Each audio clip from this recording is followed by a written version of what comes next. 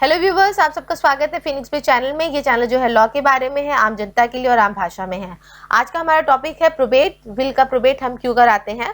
तो चलिए इस टॉपिक के बारे में बात करते हैं। और याद रखिएगा, वीडियो के एंड में एक बहुत ही फन फैक्ट बताने वाली हूँ विल के बारे में, तो बने रहिएगा लास्ट तक।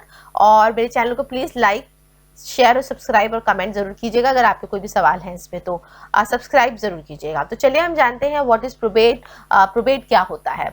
जब भी हम विल बनाते हैं, विल बनाने के बाद में, जब भी विल बनाए जो टेस्टेटर होता है, अगर उनकी मृत्यु हो जाती है, उसके बाद में अगर प्रॉपर्टी को लेकर कुछ भी डिस्प्यूट हो रहा है या विल को जेन्युइननेस हमें दिखाने की ज़रूरत पड़ती है, तब हमें प्रोबेट की रिक्वायरमेंट होती है। तो सिंपल शब्दों में कहा जाए तो प्रोबेट की रिक्वायरमेंट विल की ऑथेंटिसिटी और उसकी जेन्युइननेस, मतलब विल क्या सही है, सच्चा विल है, इसके लिए हमें प्रोबेट करवाने की ज़रूरत होती है।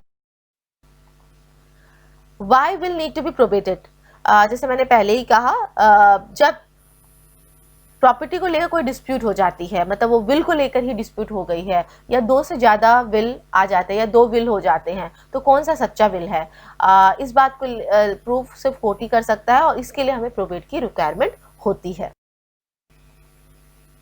प्रोबेट हम कहाँ से करवाएंगे। प्रोबेट जो भी होता है वो डिस्ट्रिक्ट कोर्ट में ही होता है। तो जो भी प्रॉपर्टी का जो जुडिशन के जो भी कोर्ट आता है, उस डिस्ट्रिक्ट कोर्ट में जाके प्रोबेट का एप्लीकेशन फाइल करना पड़ता है।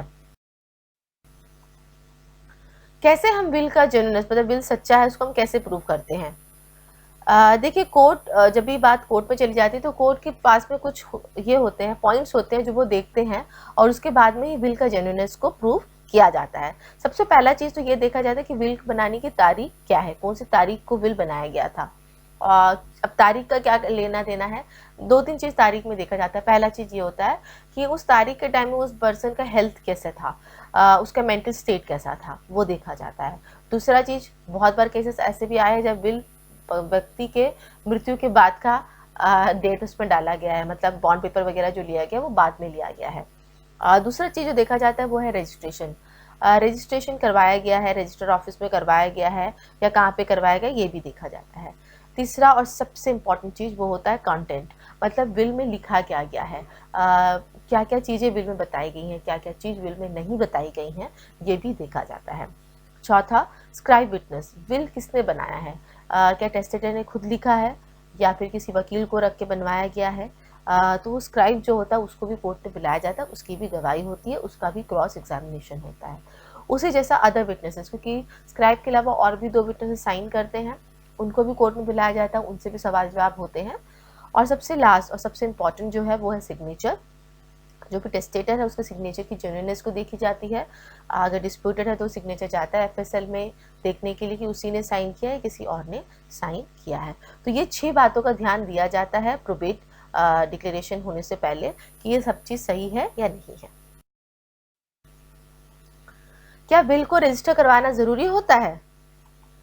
जी बिल्कुल भी नहीं। आप विल का रजिस्ट्रेशन होना कहीं पे भी रजिस्ट्रेशन एक्ट पे नहीं लिखा गया है, लेकिन अगर आप विल को रजिस्टर करवा देते हैं, खासकर सब रजिस्ट्रार के ऑफिस में या रजिस्ट्रार के ऑफिस में, तो विल अगर डिस्प्यूटेड हो जाता है, अगर प्रोबेट के लिए जाता है, तो उसको प्रूव करना बहुत ही ईजी हो जाता है। क्योंकि जैसे मैंने बताया कि अगर रजिस्ट्रार ऑफिस में हुआ है तो वो रजिस्ट्री कोर्ट में मंगाई जाती है एज ए गवाही के रूप में, तो ईजी हो जाता है और जेन्युइननेस प्रूव करता है उसका।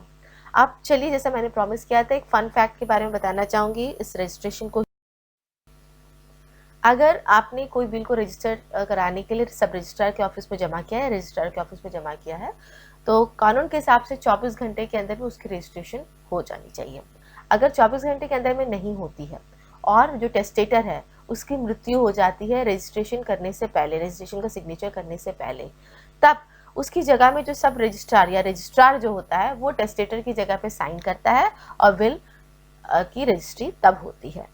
तो आई होप व्यूवर्स, आपको मेरा ये आज का जो वीडियो है जो विल के बारे में है वो अच्छा लगा है। अगर अच्छा लगा है तो मेरे इस चैनल को प्लीज़ लाइक कीजिएगा, कोई भी सवाल हो तो प्लीज़ कमेंट करके पूछिएगा, और मेरे इस चैनल को प्लीज़ सब्सक्राइब कीजिएगा और मेरे बाकी वीडियोज़ को भी ज़रूर देखिएगा।